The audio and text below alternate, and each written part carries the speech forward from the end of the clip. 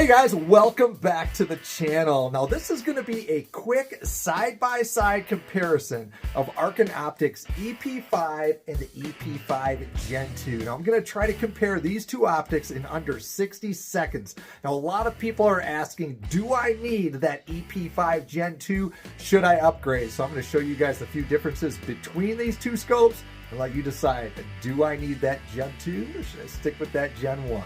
Now, the first and most obvious between these two is going to be the magnification. So our EP5 is 5:25 by 56.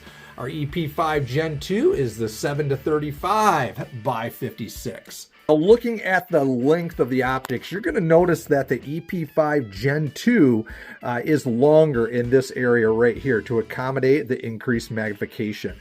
EP5 Gen1, and look at the Gen2. Now, something that may not be so readily easy to view, but if we look at our side parallax knob, here we have the EP5 Gen1, EP5 Gen2, and I don't know if you can tell here, but the Gen2 side focus parallax, that knob is just a bit bigger. Now, one of the criticisms that these Arken EP5s have are these turret locking Allen screws coming loose on people. People are trying to snug those up and keep them in place. Now, on the EP5 Gen2, Arken has changed these screws out. So here you see, this is the screw for the EP5 Gen1, and this right here is the screw for the EP5 Gen2. And you can see that little kind of washing locker on there, a little bit different head, and hopefully locking in place a little better. Now, there's been some talk that the glass has changed up a bit on this EP5 Gen2 over the EP5 Gen1. Now, you're going to have to decide if any kind of a glass clarity change is made. Myself, I've not been able to tell.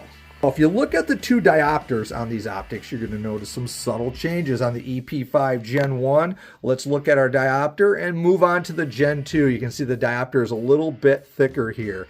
If we take a peek at the finish on the scopes, the Gen1 up front seems to be a bit more matte, a little bit more of a sheen on the Gen2. So there you have it. Those are the differences that I've been able to come across and that I've been able to find out with the EP5 Gen1 and the EP5 Gen2. Now, are these differences enough to sway you from one model to the next? Now, you're going to have to decide that. I do think Arken's going in the right direction with trying to continually improve this optic.